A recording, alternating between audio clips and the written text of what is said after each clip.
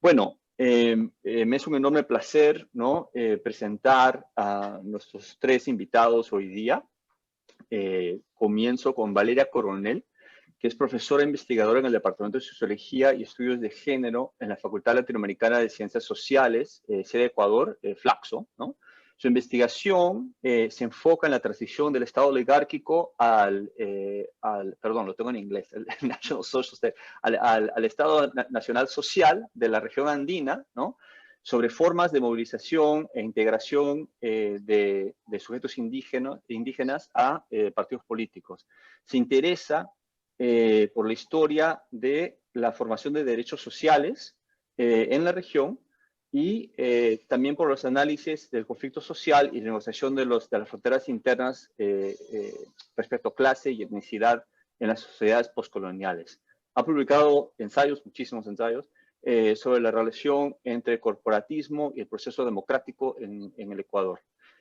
También examina la historia, los legajos históricos en la disputa contemporánea sobre el carácter del Estado, por lo cual señala el neoliberalismo, la ciudadanía nueva, el Estado de izquierda y multinacional, ¿no? Nuestra próxima invitada, María Luciana Cadaya, es profesora asociada en el Instituto de Estética de la Universidad Católica de Chile. Trabaja en los campos de teoría política moderna y contemporánea, enfocándose en la sensibilidad popular, democracia, Estado y populismo en América Latina. Sus libros más recientes son Mediaciones de lo Sensible, de 2017, y El Círculo Mágico del Estado, Feminismo, Populismo y Antagonismo, del 2019.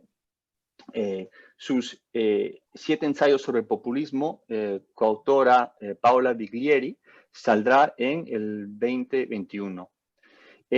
Ha sido profesora en la Universidad Autónoma de Madrid, Flaxo, Ecuador, la Universidad Javeriana, la Pontificia Universidad Javeriana, y es investigadora visitante y ha sido visitadora profesante y profesora en Cornell University, en la Friedrich Schiller Universität Jena, la Université Paris Sorbonne y la University of Brighton y la Universidad de los Andes. O sea, 3 idiomas ahí nomás.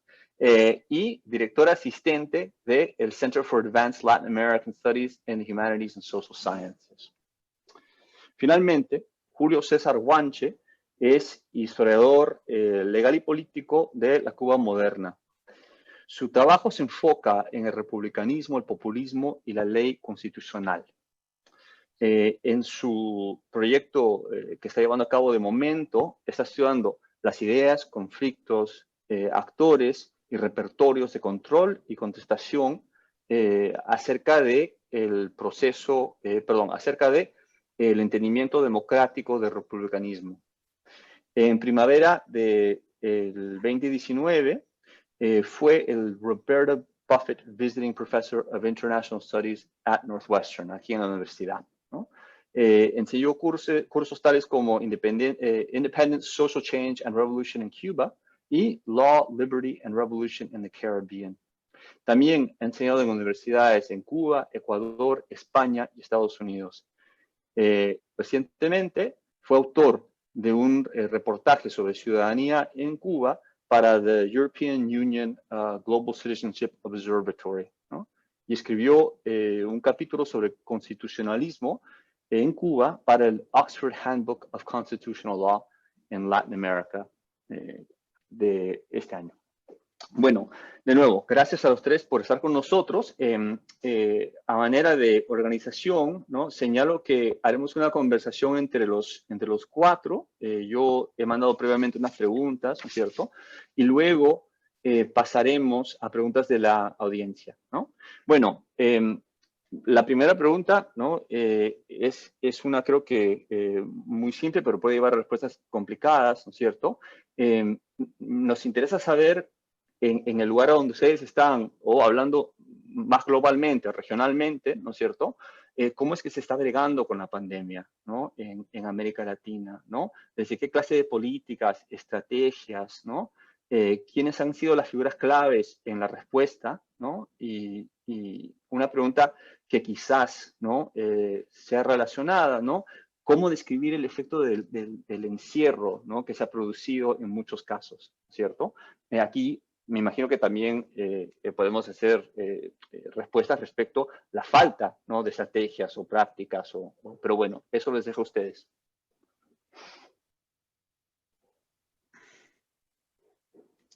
Yo no voy a elegir usted. El que quiera meterse, métase. Estábamos acostumbrados a que nos dirijan desde el Zoom vertical, pero... Sí, Dani, Ahí empieza. Ya, Valeria, empieza. Ya abriste. Valeria. Ya abriste. Bueno. Si quieren, yo después.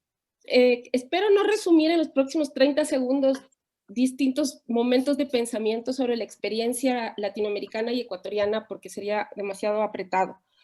Pero debo decir que la administración de la pandemia ocurrió en cada país en América Latina de acuerdo a cómo estaba el momento de la disputa política y el lugar, el modo en que se habían colocado las alternativas de control del Estado en experiencias muy contrastantes. Por ejemplo, en el caso ecuatoriano, había subido con un programa de continuidad con el proyecto progresista, Lenín Moreno, pero inmediatamente encarcelaron al vicepresidente y tornó un giro de timón al neoliberalismo de una manera, digamos, un bloque de poder centrado en las cámaras industriales y un ajuste cercano a la receta del Fondo Monetario, incluso más ortodoxo que lo que exigía el Fondo Monetario. Hubo la conflictividad, una movilización muy grande en octubre, y aparentemente parecía como que se había contenido el intento de meter el neoliberalismo de manera intensiva y sorpresiva, pero con la pandemia lo que ocurrió fue que aprovecharon el mayor momento de sufrimiento y debilidad social, de dolor humanitario, y en el que la gente efectivamente se concentró en no digamos en sus casas nucleares, sino que hubo retornos a las comunidades de origen. Muchas de las poblaciones que vivían en la ciudad fueron a sus lugares de refugio en el campo, porque son familias andinas complejas que tienen lugares de asentamiento en distintos nichos del territorio. Hubo un repliegue social de esta heterogeneidad y esta desigualdad social en los lugares donde podrían sobrevivir. Entonces, el campesinado sostuvo la alimentación del país y lo sigue sosteniendo de una manera extraordinaria, porque de parte del Estado, y también las mujeres en las economías del cuidado, porque de parte del Estado lo que ha habido es un bombardeo a lo Guernica, en el sentido de meter las leyes más flexibilizantes en torno al trabajo. Solo para dar un pequeño ejemplo, la ley llamada humanitaria permite que todos los derechos laborales luchados desde los años 30 en el Ecuador, porque hay una historia antigua de lucha de los derechos laborales, se retorna y se flexibiliza al punto de que hay una especie de derecho del patronazgo a llamar a un pacto personal, interpersonal con el trabajador, y si entre los dos deciden que es conveniente bajar las horas de trabajo y bajar el salario, entonces pueden continuar, pero si uno de los dos dice que no es tan conveniente, entonces queda automáticamente despedido y no se considera despido intempestivo. Entonces pasaron las leyes más antihumanitarias durante precisamente el momento más crudo de la pandemia. Desfinanciaron los hospitales, desfinanciaron la salud pública, rompieron con el financiamiento de la educación, que es un puente de movilidad importante. Entonces ha sido una sociedad en resistencia bajo tierra, básicamente. Además de eso, ha habido dos movimientos políticos que han estado claramente identificados contra el neoliberalismo y contra esta faz de genocida del neoliberalismo, particularmente en tiempos de pandemia, que son el contradictorio y complejo, pero fundamental actor político que es el movimiento indígena, y un actor que durante los 10 años anteriores se fue generando como un interlocutor y representante de la política antineoliberal, que es la Revolución Ciudadana, que tuvo un papel súper importante en la Asamblea Nacional, por ejemplo, para el juicio político de María Paula Romo, para discutir públicamente las leyes neoliberales, para generar opinión pública contraria al ajuste que fue doblemente genocida por el contexto de la pandemia. Gracias, Valeria. ¿Puedo ir? ¿Yo? Sí, bueno, gracias y saludos a todos los que nos escuchan. Como hizo Valeria, también creo que Vale mencionar el contexto en que nos tomó a nosotros en Cuba la pandemia.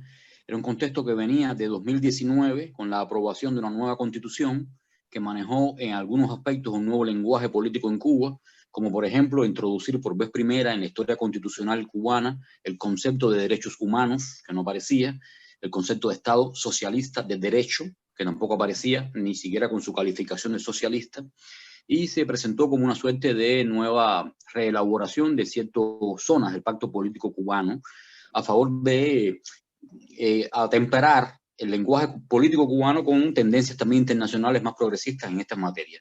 Esa es una. Luego hay un escenario de un largo y pospuesto y muy ralentizado escenario de reforma económica en el país, con medidas que están aprobadas básicamente por las primeras instancias del país desde hace prácticamente 10 años y que muchas de ellas no se habían llevado a efecto, con lo cual los efectos de una crisis que es larga y duradera en Cuba no se habían resuelto a la hora de llegar a la pandemia, con lo cual la crisis de la pandemia se sumó a la crisis preexistente de la economía cubana. Y tercero, un elemento que para Cuba es muy importante, que es una política extremadamente agresiva de la administración Trump en su último año, específicamente dirigida a combatir algunos de los sectores fundamentales de la economía cubana, como por ejemplo el turismo y las remesas. Entonces, esos tres elementos, digamos que son trazos gruesos, ¿no?, del contexto en que tomó a Cuba la pandemia. Al principio, precisamente por el escaso número de respiradores, por ejemplo, artificiales en hospitales, de la carestía de suministros en Cuba, de la habitual carencia de suministros en general y sobre todo para guardar suministros para un tiempo prolongado, realmente muchos vaticinaron que el escenario iba a ser catastrófico en Cuba. Y ha sido trágico y grave, pero ha estado lejos de ser catastrófico. Realmente el manejo en condiciones de salud, de la salud específicamente en Cuba, ha sido, en mi opinión, uno de los mejores en el continente. Ha sido celebrado por Naciones Unidas. Ha habido varias brigadas de cooperación que han recorrido más de una treintena de países y han sido celebradas básicamente allí, donde han ido a resolver situaciones graves como específicas de salud en materia de la COVID, ¿no?, 19. A nivel nacional, la política integral de salud es una vieja fortaleza, una vieja ventaja del sistema de salud cubano y eso se ha aplicado por completo y se ha mantenido, ¿no?, para el tema de la pandemia. A nivel laboral se ha asegurado algún tipo de políticas salariales y de protección salarial, por ejemplo, a madres con hijos pequeños. Se anunció la última cifra, fue una protección a 55.000 madres solteras con hijos, por ejemplo, que se les mantuvo una parte del salario, se habían perdido, por ejemplo, su fuente de empleo. Se reorganizaron algunos esquemas de comercialización y de suministro de bienes de primera necesidad. Se mantuvo una larga cuarentena con fronteras cerradas a lo largo de prácticamente 9 meses, con un pequeño paréntesis en el verano. Eso significó bajar a cero el turismo en Cuba, que es la principal o de las principales industrias cubanas para suministrar presupuesto del país.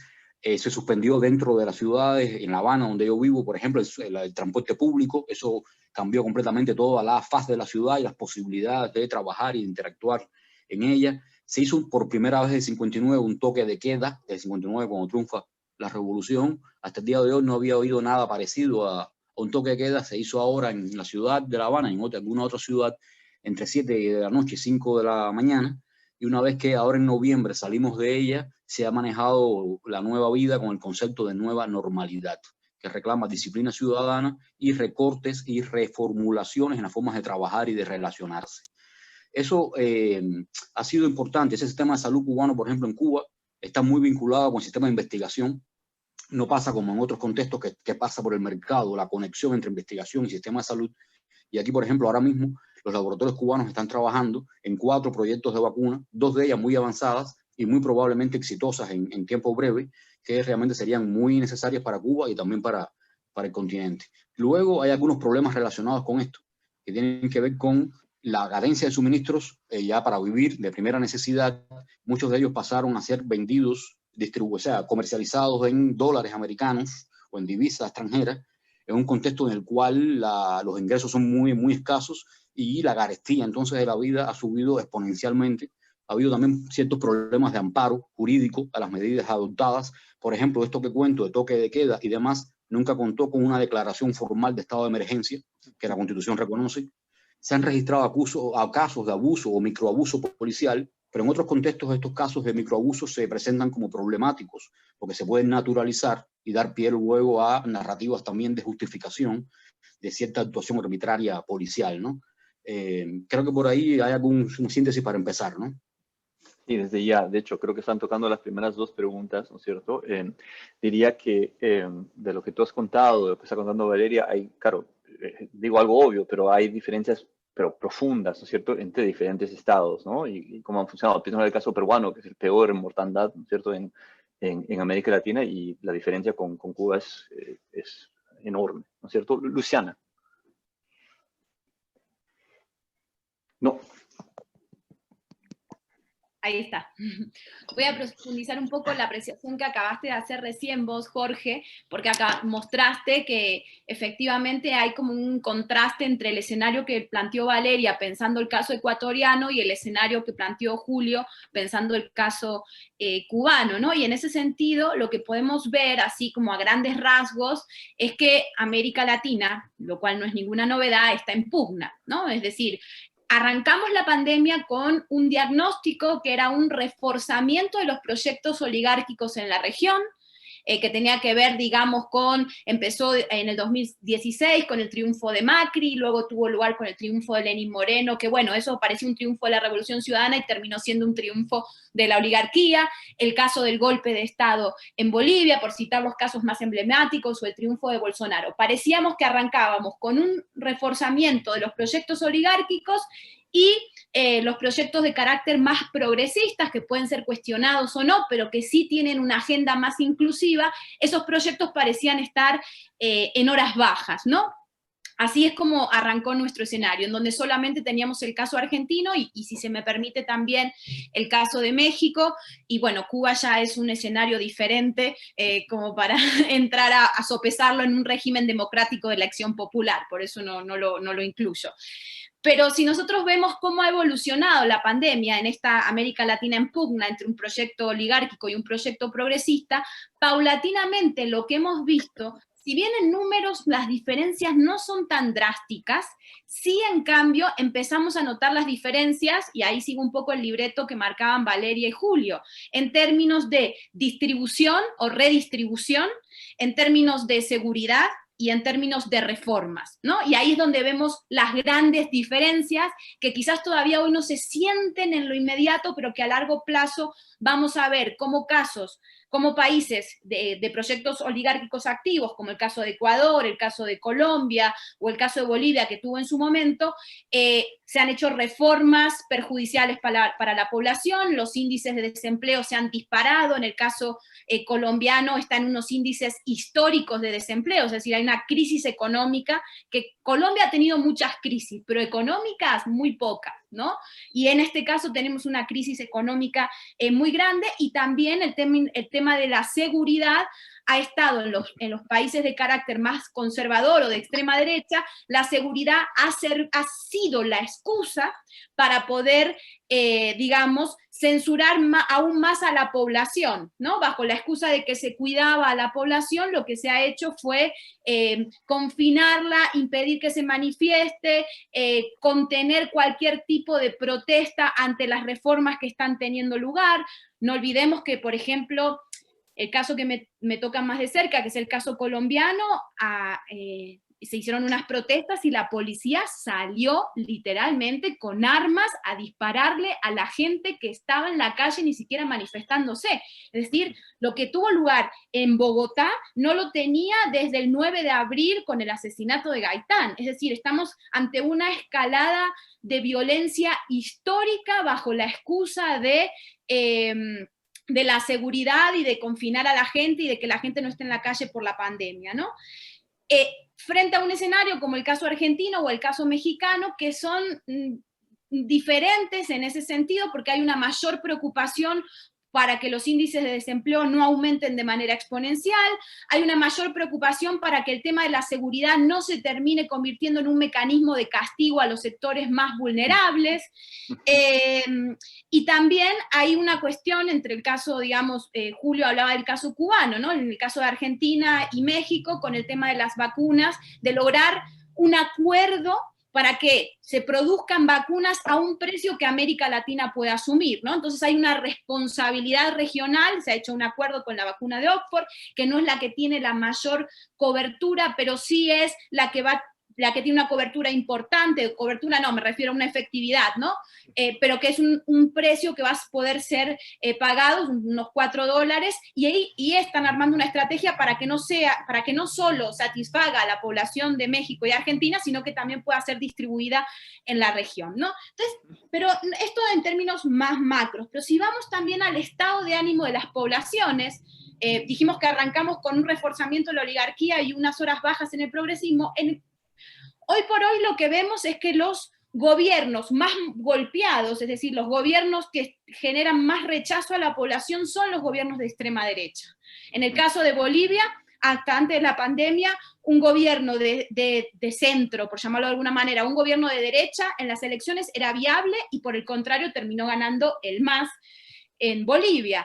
Hay que ver el escenario ecuatoriano en breve, pero yo estimo que digamos, los índices de popularidad de Lenín Moreno son bajísimos, los índices de popularidad de Bolsonaro y de Iván Duque son bajísimos. Aquí la coalición, digamos, de izquierda a través de la Colombia Humana parece tener muchas chances.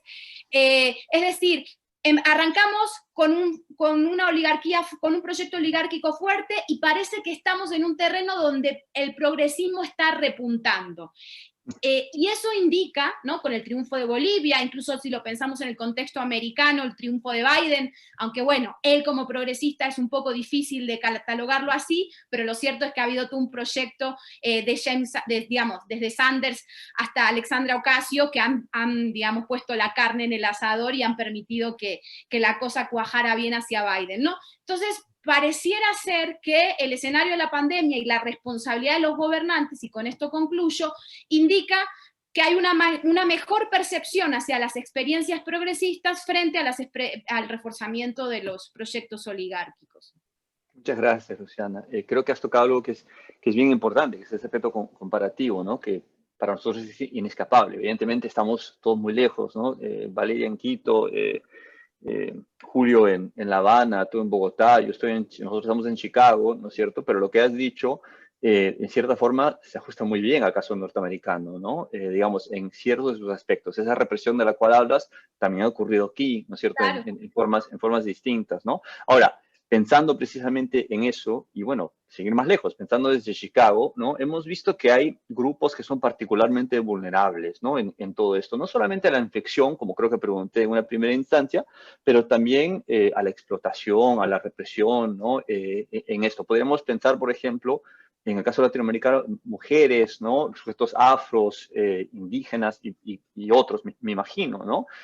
Acá mismo en Chicago, ¿no? Las tasas más altas de infección las pasan los latinos, los latinoamericanos, ¿no es cierto? Que son los trabajadores esenciales, ¿no? En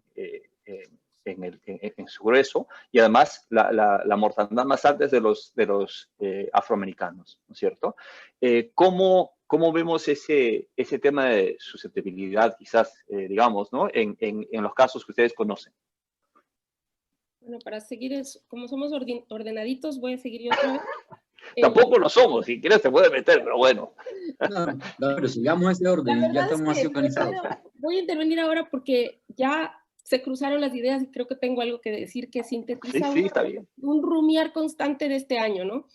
A ver, la primera noticia de la pandemia nos habló de que el virus es igualitario en el sentido de que pertenecer en primera instancia a las altas élites excluyentes de los suburbios de las ciudades latinoamericanas no te eximía de ser parte de la humanidad que iba a ser afectado. O sea que sí había que tomar una decisión de conjunto. Pese a todas las ideologías anti-igualitarias que han surgido de una manera extrema en este tiempo, el inicio de la pandemia nos recordó la viruela del siglo XVIII, que es el fundamento del humanismo, que estuvo muy ligado a los inicios del humanismo, porque fue en este pensamiento filosófico humanista que se pensó estas pestes a inicios de la modernidad republicana como un problema común, no fue solo el campo de la filosofía política y ese momento de la medicina experimental se juntaron para crear la idea de lo humano.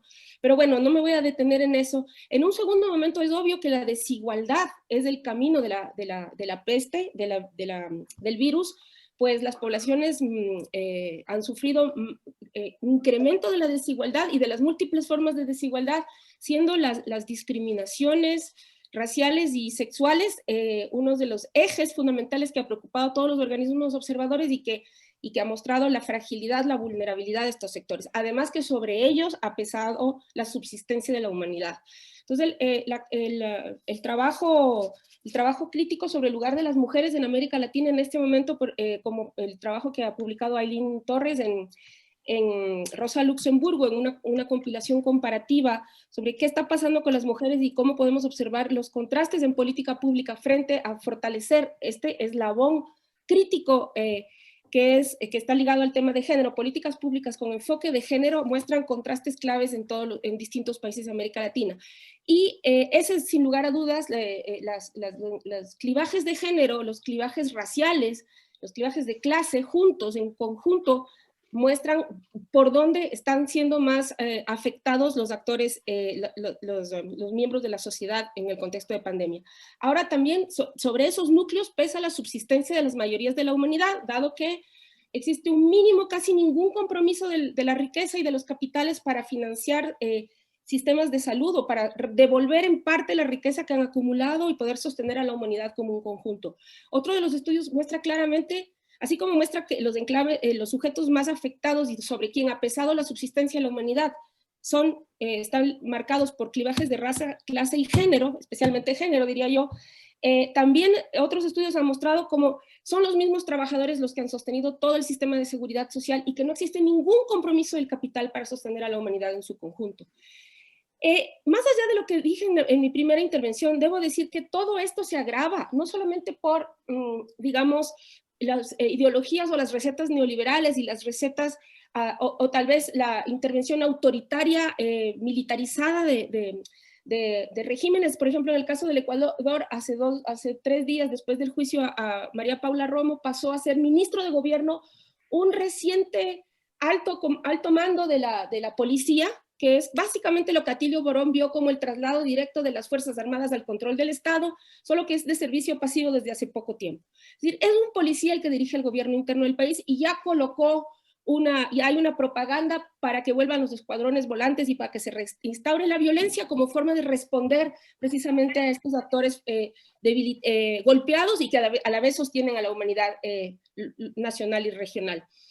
Pero más allá de eso, y con esto termino, realmente una de las cosas más graves es el discurso anti-igualitarista como doctrina que está circulando en este momento. O sea, porque si fuera como, o sea, me interesa mucho lo que dice Luciana y estoy de acuerdo que es una sociedad politizada y que está tratando de rescatar la democracia y que está tratando de restaurar el discurso de la igualdad, pero lo está haciendo en una época en que se está también instaurando de la forma más cínica un discurso anti-igualitarista, que se asocia con, como tal vez discutamos más adelante, con una especie de cinismo frente al golpe a la democracia, que se asocia con una especie de estética antihumanística, antiuniversal, en algún momento con una estética, si quieren, fragmentada, incluso algunas expresiones del multiculturalismo ya marcaron una especie de ruptura de la comunicabilidad, sobre todo en sus formas más posmodernas, pero también todo este tema de los fake news, como plantea Jorge Alemán, por ejemplo, es una forma de pasar al sujeto, dice él,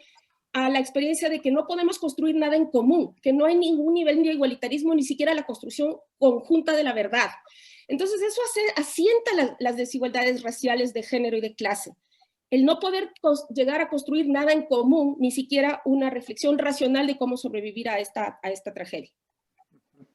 Genial, muchas gracias. Creo que eso nos va a ayudar mucho, Valeria, a pensar sobre ese punto respecto a la economía, ¿no es cierto? Y cómo se ha pensado, digamos, ¿no? el acceso o falta de, ¿no? a recursos económicos durante la pandemia, porque creo que hay un discurso efectivamente universalizante, ¿no es cierto? Que dice, como dijiste al principio, todos somos iguales, pero evidentemente no todos somos iguales, o sea, queda muy claro. Hay un dato clave ahí que les daré después, ¿no? Juanche, Julio, ¿tú sigues? Sí. Claro, sí, como no. Sí, coincido completamente con la reflexión de Valeria. Este contexto marca diferencias realmente, ¿no? En temas de discursos igualitarios ha sido un contenido central del discurso ideológico cubano.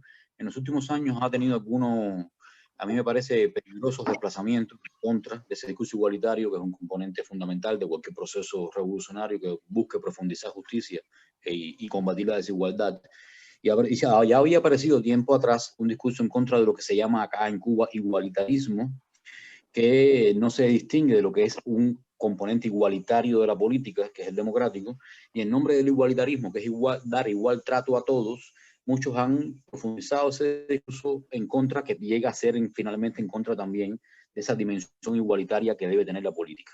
A mí me parece que esto es un proceso que viene de atrás y que ahora mismo con esta pandemia hay que observar con matices, porque no se ha observado un discurso abiertamente desigualitario en Cuba. Al contrario, se han manejado políticas de protección de sectores vulnerables, políticas de aseguramiento de bienes de primera necesidad, pero obviamente es un problema porque la desigualdad ya existía, se reproduce y se aumentan brechas y surgen nuevos focos de desigualdad.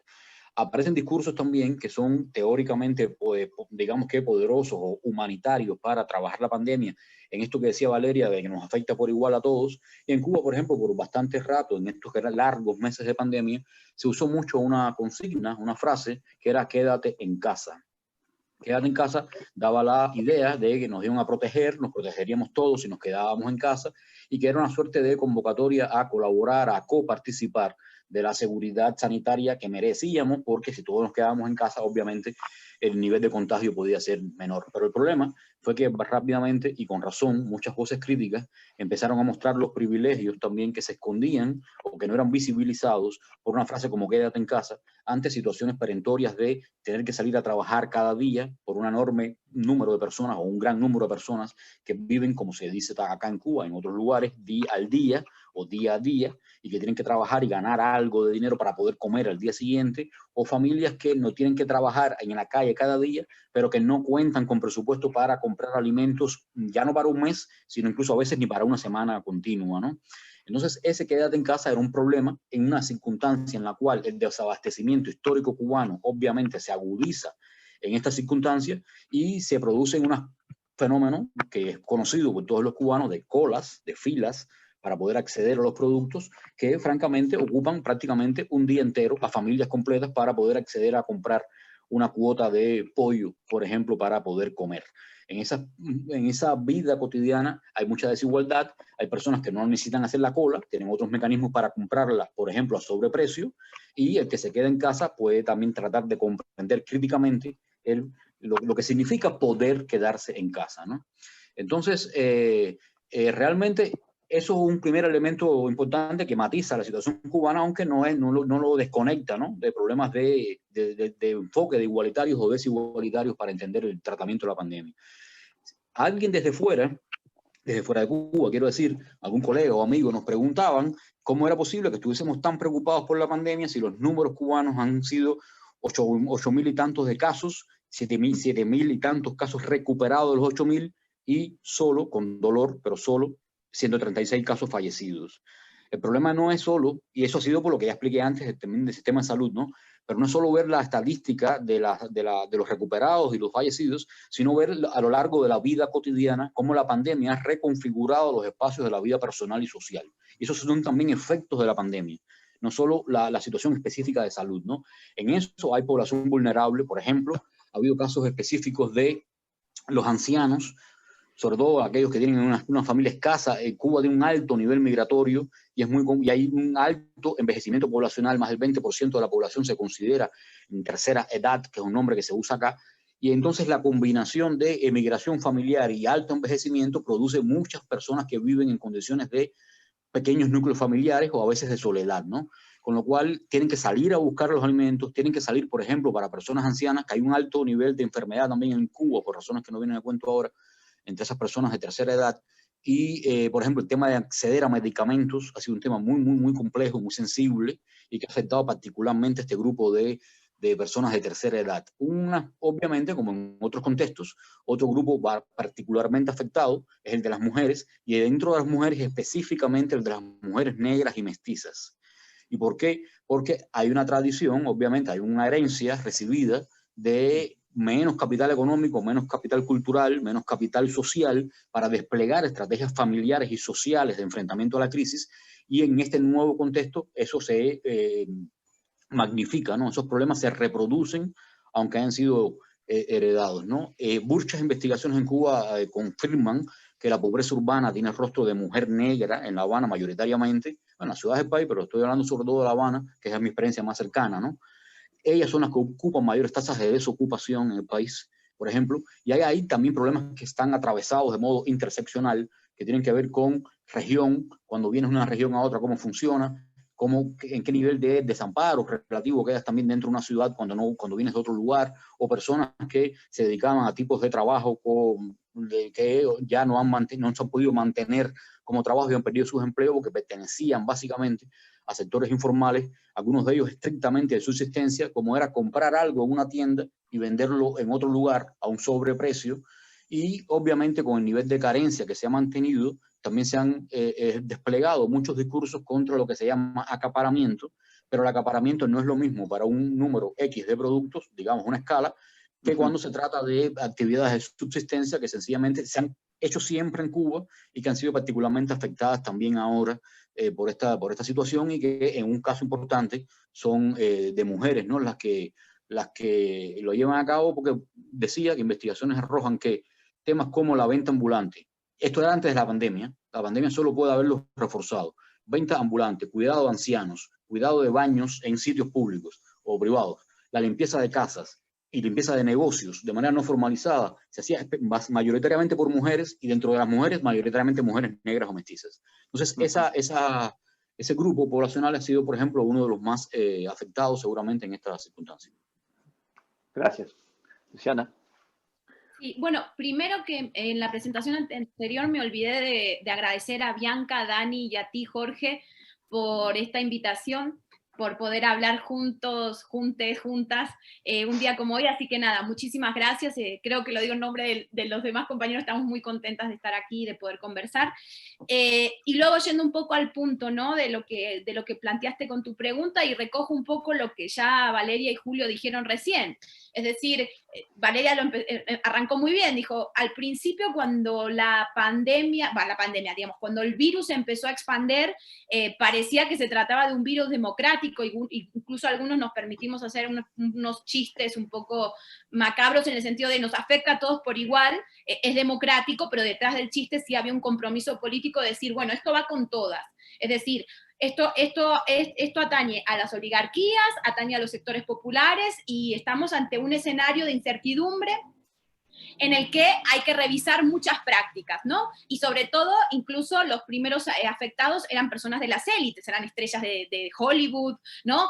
Grandes, digamos, políticos mundiales, es decir, los primeros casos que resonaban tenían que ver con esos estratos sociales. Sin embargo, como siempre pasa en nuestra historia, arrancó ahí, pero rápidamente sus sectores se protegieron y empezó a expandirse en los sectores más populares, y dentro de los sectores más populares una clara diferencia entre clase, raza y género, ¿no? Incluso podemos ver que los sectores más afectados son las mujeres, no tanto por el tema del contagio, sino por la violencia que se ejerce sobre las mujeres a raíz del confinamiento, que tiene que ver, por un lado, con la violencia doméstica, y por otro lado tiene que ver con el desempleo, ¿no? Entonces, es claro, y Valeria lo explicaba muy bien con cifras a través del trabajo espléndido que hizo Ailín Torres Santana, las mujeres están siendo las más perjudicadas. Es decir, algo que venimos hablando, que tiene que ver con una estructura patriarcal, luego en coyunturas puntuales como estas, en números se hace más que evidente. Pero también atañe a la cuestión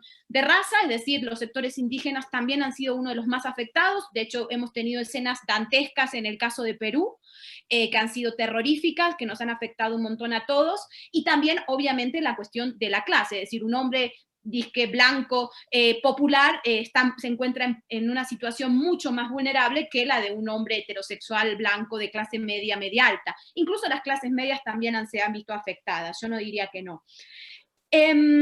Así que comparto. Y también la pandemia ha puesto en evidencia algo que sugirieron tanto Julio como Valeria, y es que se ha mostrado que los trabajos disque feminizados, es decir, los trabajos que el capitalismo considera de segundo lugar, trabajos relacionados con la educación, con la salud, con los cuidados, esos trabajos se han descubierto fundamentales en la pandemia, se han descubierto como fundamentales para cuidar al pueblo, para cuidar a las sociedades y para revertir la situación en la que nos encontramos. Y ahí ha habido distintas respuestas. Gobiernos o proyectos más oligárquicos incluso han ido en contra de estos trabajos feminizados, como el ejemplo que dio Valeria, en donde se despedían médicos y enfermeros en medio de la pandemia en Ecuador, ¿no? Pero también esto nos ha llevado a un replanteamiento a determinados sectores, algunos gobiernos muy en minoría, pero algunos sectores, un replanteamiento acerca de el lugar que tiene que tener este tipo de trabajos dentro de la sociedad, porque son trabajos de primera línea, que sin embargo han sido considerados en términos de salario y en términos de contratación algo de segundo orden, ¿no? Entonces ahí viene todo el problema de los cuidados, ¿no? Cómo el problema de los cuidados tiene que traducirse en políticas públicas. Es decir, necesitamos políticas públicas de los cuidados, donde estos trabajos históricamente precarizados o invisibilizados son cuestiones de primer orden. Y claro, ante eso, y con esto concluyo, volvemos a estar, es decir, hablamos de una pugna en la América Latina, pero me parece que la pugna es a nivel mundial. Es decir, la pandemia nos puso una luz, si se quiere, naranja, amarillo-naranja, de que el capitalismo como un lazo social está en crisis. Está en crisis y puede llevar a la autodestrucción de la humanidad. Esta no va a ser la primera pandemia. Hemos tenido otras en el pasado, pero esta pandemia está estrictamente relacionada a las relaciones sociales que engendra el capitalismo en su fase neoliberal. Esta no va a ser la primera vez. No se están tomando medidas globales para revertir este escenario tenebroso, por lo tanto, corremos el riesgo de precipitar la autodestrucción de la humanidad. Y ante eso, la pugna creo que es un poco la siguiente, ¿no? Por un lado, Valeria lo explicaba muy bien citando un texto de Jorge Alemán, y es: los proyectos que antes se mostraban de democracia neoliberal parecieran romper el pacto con la democracia. Es decir, el neoliberalismo, al menos durante el periodo de Trump, pero también en otros lugares, el neoliberalismo durante la pandemia, a través de estos proyectos políticos, abandonó el legado democrático y mostró su deriva autoritaria. Incluso Trump, hasta último momento, jugó con impugnar las elecciones en los Estados Unidos, es decir, en no desconocerlas, en crear un escenario distópico para enrarecer al país donde está la consigna de la democracia como fundacional de su proyecto político, ¿no? Entonces hay claramente una deriva autoritaria del neoliberalismo en donde ya no necesita la democracia, entendían sus registros, pero que seguían hablando el lenguaje democrático. Y eso hemos visto intentos con Bolsonaro, con Duque, con Lenín Moreno, es decir, esto es un laboratorio, están ensayando si la pandemia les sirve para deshacerse de una vez por todas de la democracia. Y vamos a ver, porque como ganó Biden, si hubiera ganado Trump, yo creo que se aceleraba esta deriva autoritaria, pero como ha ganado Biden, vamos a ver cómo sigue eso. Y por otro lado, pero esto ya es desde los movimientos sociales y desde algunas experiencias progresistas, hay una clara conciencia de que hay que revertir este escenario, ¿no? Y que hay que prestar más atención como proyecto institucional a la política de los cuidados, a una radicalización de la democracia y a tomarse en serio la cuestión del medio ambiente, porque si no, vamos hacia la autodestrucción. Es decir, estamos entre una política, digamos en términos como lo dicen en Colombia, una política de la vida versus una necropolítica o política de la muerte. Creo que esa es la disyuntiva en la que nos encontramos ahora y son los desafíos, y hay que ver cómo los movimientos sociales, los movimientos de base pueden presionar a sus gobernantes y pueden apostar por proyectos políticos y por partidos políticos que logren materializar y radicalizar los cuidados, la democracia y empezar a gestar un lazo social que tenga otra relación con la naturaleza, porque lo que estamos viendo es que esto ya está con respirador artificial. Entonces, me parece que un poquito por ahí creo que va la... Mil gracias, Luciana. En lo que ustedes van hablando, me doy cuenta que tenemos que hacer esto de nuevo, otra vez. O sea, ojalá en el año nuevo tengamos un momento para seguir este tipo de conversación, porque me parece vital, ¿no? Precisamente, simplemente subrayo, ¿no? Que esta precarización, ¿no? Que ha ocurrido, me parece que es algo que todos ustedes están señalando, ¿no? Ha ocurrido también de forma fuertísima, ¿no? En Estados Unidos, y también pensando en lo que acaba de hablar Luciana, no diría que tampoco estamos sin ejemplos de otras formas de hacer esto, no para idealizar, ¿no es cierto? Pero en Europa hemos visto que las democracias o los estados, ¿no es cierto?, bregan de forma distinta, algunas de ellas, ¿no es cierto?, con estos mismos problemas, ¿no? Y no hemos llegado a las exageraciones terribles que hemos tenido bueno, en partes de América Latina y en Estados Unidos. Y, por cierto, en Estados Unidos ya no hablamos de color naranja, así es que opto por rojo, ¿no? Precisamente por Trump, ¿no? Miren, tenemos poco tiempo, ya es como vamos llegando, ¿no es cierto?, al momento que deberíamos hablar debemos abrir a preguntas. Entonces, quiero saltar un poquito y hablar un poco del periodismo, ¿no es cierto? Y ahí si alguien quiere insertar cosas sobre el activismo, genial, porque me interesa saber, ¿no es cierto?, cómo han entendido la cobertura de la pandemia en los medios, en América Latina o quizás, ¿no?, desde afuera, ¿no? Me interesa saber cómo ha sido la circulación, ¿no? Cómo ha llegado la información a ciudadanos, si ha llegado, ¿no es cierto?, en los espacios urbanos, en los espacios nacionales, ¿no? Y si efectivamente se ha logrado, ¿no?, educar, ¿no es cierto?, a la ciudadanía, o si se han educado entre ellos, ¿no es cierto? ¿Cómo lo ven ustedes?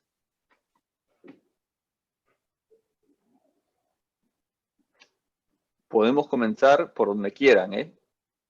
Dale, Guanche. Ya empiezo yo. El sistema de medios en Cuba es un sistema tradicionalmente monopolizado por el Estado cubano. Se le llama sistema de medios públicos, pero no son públicos, son estatales y aún más son gubernamentales o partidistas.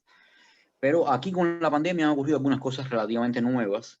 Una de ellas es que se ha mostrado el campo más abierto de lo que llaman el ecosistema de medios de comunicación en Cuba y se han generado algunas alianzas interesantes entre los propios medios estatales, como por ejemplo un sistema de información pública sobre los datos de la COVID, que fue muy valioso y que fue una alianza entre un medio estatal con la Facultad de Matemáticas de la Universidad de La Habana, que produjo un sistema en tiempo real de información muy eficiente y muy creíble al mismo tiempo, ¿no? Y muy accesible además.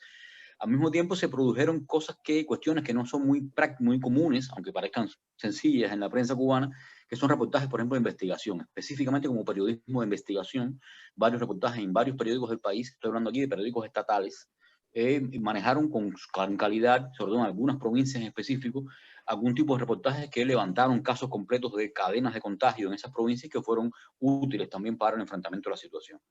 El campo del periodismo alternativo, que es un campo que ha sido muy combatido desde el Estado cubano, se han dado grandes muestras también de desarrollo, ¿no?, del trabajo periodístico en dos campos. El primero, un apego fuerte también a la narrativa fuerte con los datos, con la comprobación de los hechos, tratando de evitar esto que han llamado infodemia, que es también la difusión perenne y continua de datos falsos, donde quiera que se produzcan, en redes sociales, aquí o allá, o aquí, o en cualquier otro lugar. Y, por ejemplo, dos medios específicos alternativos, llamados El Toque y Periodismo de Barrio, hicieron un muy eficiente servicio de fact-checking, sobre todo aquellas noticias que se recibían, circulaban, se hacían virales, y que ellos entonces podían corroborar su veracidad o no, ¿no? Entonces, eso ha sido útil y, en general, algunos especialistas en comunicación, como la profesora Milena Recio, por ejemplo, dice que, en general, ella considera que la cobertura integrada entre medios estatales y medios alternativos ha sido una cobertura de más calidad que la que ha habido en sucesos anteriores que han sido graves, como por ejemplo en La Habana un tornado el año pasado, o como la caída de un avión también relativamente recientemente, que también fue un gran suceso cubano por la magnitud del accidente, y que la cobertura fue completamente diferente a lo que ha venido ocurriendo ahora. Quizás esto se maneje, ¿no?, en términos de un nuevo campo de exigencias al periodismo y de posibilidades de desarrollarlo en ese ecosistema, ¿no?, conjunto, repito, de medios de uno y otro tipo. En temas del activismo, no es una gran tradición cubana el activismo social, es todo lo contrario, es un sistema muy estatizado. Y en los últimos años sí se han dado algunas experiencias interesantes de activismo ciudadano, cívico, desde abajo. Por ejemplo, por este mismo tornado, que es el que mencioné, una gran cantidad de jóvenes, sobre todo, salieron a la ayuda y la cooperación, ayuda mutua con las personas afectadas por ese tornado, y algo parecido, en mayor escala aún, ha pasado ahora, con mucha gente diferente desde sí mismos, haciendo nasobucos a precios bajos, jóvenes ofreciéndole para buscar suministros a familias que están solitarias o a personas mayores de edad que están solas en sus casas, o, por ejemplo, algo muy importante, desarrollado sobre todo por estudiantes universitarios, servir de voluntariado en centros de aislamiento. Eso también ha sido una nueva por la escala, ¿no?, visión de lo que ha sido el activismo voluntario cubano desde abajo, nacido verdaderamente, auténticamente, y también creo que hará parte de los desarrollos lentos todavía, pero que irán avanzando sobre lo que debe ser un movimiento activista de sociedad civil mucho más sólido, mucho más reconocido dentro de Cuba. Gracias. Gracias, Julio. Bueno, yo quisiera comentar, me parece que es clave esta pregunta que has formulado, Jorge, porque una de las grandes batallas para que subsista la democracia y para que pueda ser escuchable un poco la demanda popular, o siquiera su representación, era evitar el monopolio de los medios de comunicación por parte de la banca o de los grandes capitales en cada uno de nuestros países, que fue configurando esta prensa cautiva en primera instancia. Este proceso de desmonopolización de los grandes medios de comunicación tuvo un retroceso muy fuerte en varios países asestados por el neoliberalismo. El caso ecuatoriano es uno de esos que realmente fue en el contexto de la insurrección de octubre del 2019 que se observó como los únicos medios que reportaron la conflictividad en la calle, incluso los toques de queda y la militarización de la calle en respuesta, fueron medios alternativos de comunicación. Y asimismo todas las medidas y las decisiones que afectaban al conjunto social desde la perspectiva del ajuste y de la desfinanciación de todos los derechos sociales, de educación, salud, etcétera, no fueron reportados de esta forma por los medios, que han mantenido un discurso que ahora, por ejemplo, está completamente plagado de un discurso securitista que acaba de emerger de una manera más fuerte que nunca. Eso es lo que se reporta, criminalidad, entonces vamos a instalar policía. Me hace acuerdo a momentos críticos en México, donde los medios de comunicación te hacían tener terror del espacio exterior para también que existe ese control, o Guatemala, o Honduras. El Ecuador está en un momento de exacerbación del discurso securitista porque hay un monopolio de los medios de comunicación. La alternativa de los medios alternativos están reportando, en cambio, la violencia de Fuerzas Armadas y Policía en zonas, por ejemplo, zonas campesinas que tienen derecho a propiedad social desde los años 40, 38, 40, existen títulos de propiedad colectiva que ahora es como, esto no existe, o sea, hay una ocupación de fuerza del territorio contra la propia legislación ecuatoriana que no es reportada. Y las medidas más radicales en términos neoliberales nos enteramos por tweets payasos de algunos funcionarios del Estado. Digamos, no hay informes oficiales de ninguna manera. El mismo, o sea, es hasta un poco fuerte decirlo, pero la misma figura presidencial en el Ecuador representa un performance de la imposibilidad de acceso a un discurso de verdad, o a un discurso histórico, o a un punto de vista. Ni siquiera es una derecha, es como una especie de parodia para que sea inviable entender si estamos a favor o en contra de esta.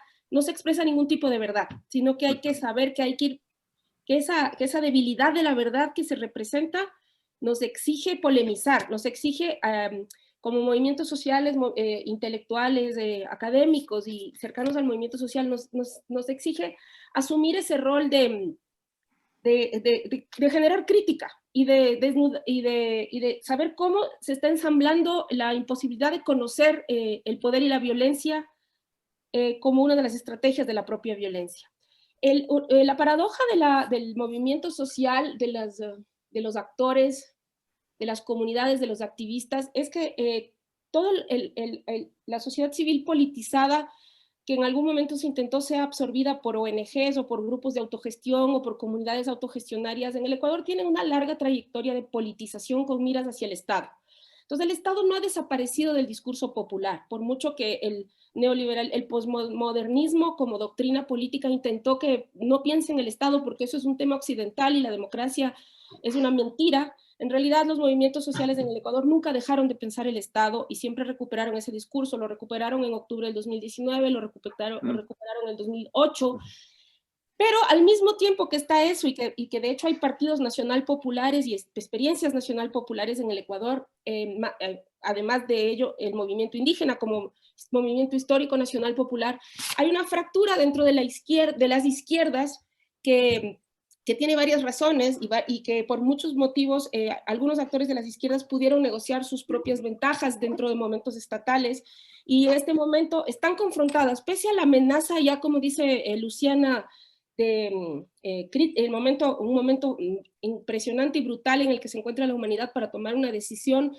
La historia de la izquierda es tan compleja y larga en el Ecuador y contradictoria que aún las contradicciones internas no han logrado saldarse hacia un proyecto común de un bloque o una voluntad popular para salvar a las clases populares, porque la izquierda también es una clase media que al momento de reconectar con las verdaderas clases populares golpeadas, podrían articular y entender, o sea, solidarizarse con las alternativas de destrucción, de creación de sociedades desechables, de actores desechables, o no solidarizarse y defender sus papeles como mediadores del movimiento social.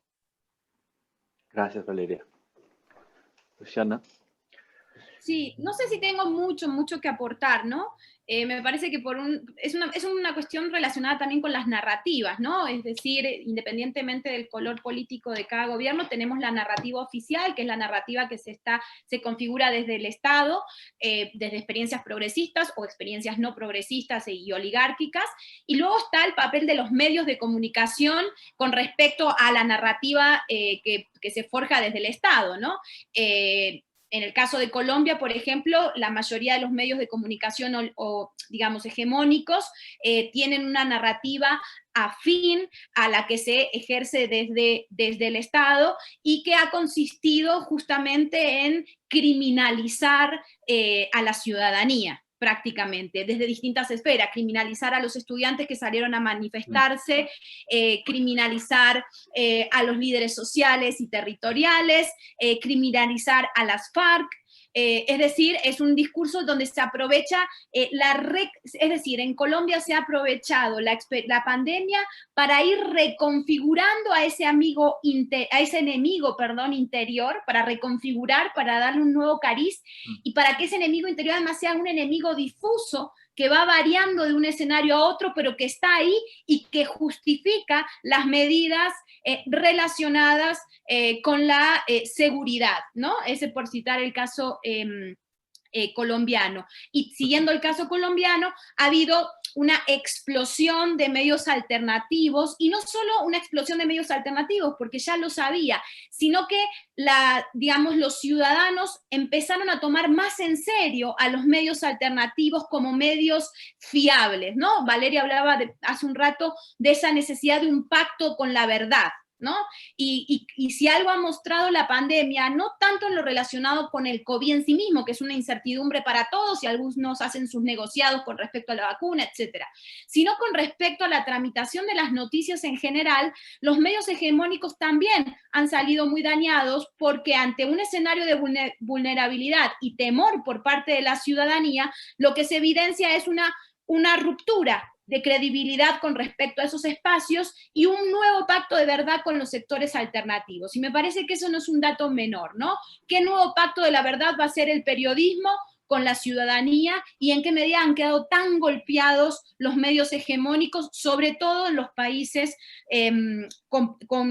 digamos, con proyectos oligárquicos? Incluso en el caso de Estados Unidos es muy curioso porque en las elecciones hasta los medios de comunicación, es decir, fue tan radical lo de Trump que hasta los medios de comunicación oficiales se dieron cuenta que tuvieron que desmarcarse un poquito de Trump porque si no iban a perder todo tipo de credibilidad, ¿no? Y me parece que hay una crisis.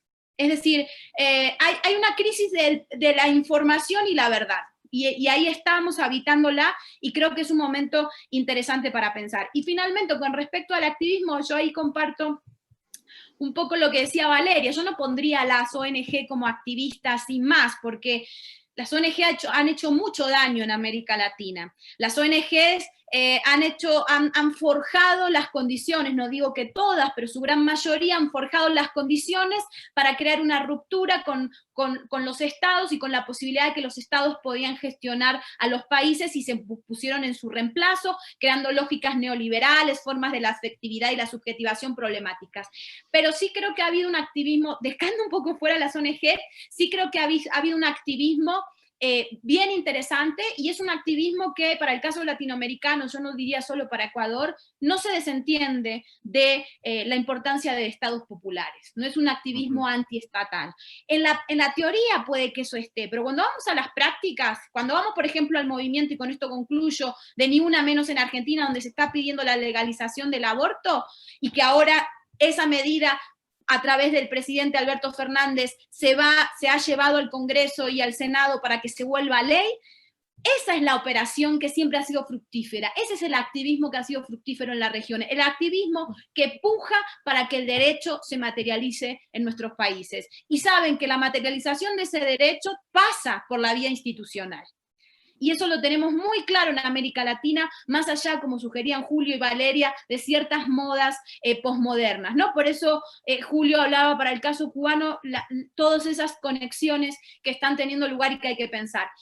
Solo hay una cosa que me gustaría, y con esto sí cierro, es igual el tema del periodismo y de los espacios independientes en Cuba. Es un tema muy delicado, incluso ahora mismo, a raíz de lo de San Isidro, que bueno, no sé si saldrá este tema, ¿no? A raíz, digamos, de lo de San Isidro, donde un grupo de jóvenes intelectuales, artistas, mucha gente despedida de la universidad, porque en Cuba se despiden a los profesores universitarios o a los investigadores que les caen mal a ciertos poderosos, y ahí hay completa impunidad, y eso hay que cambiarlo. Todo ese grupo de gente que estaba pidiendo la liberación de un rapero que lo metieron en la cárcel sin vulnerando todos sus derechos, todo eso, desde el Estado cubano se hizo implosionar esa manifestación, se metieron presos algunos chicos, se los ha liberado, se los está presionando, pero al mismo tiempo se está abriendo una negociación para que haya más pluralidad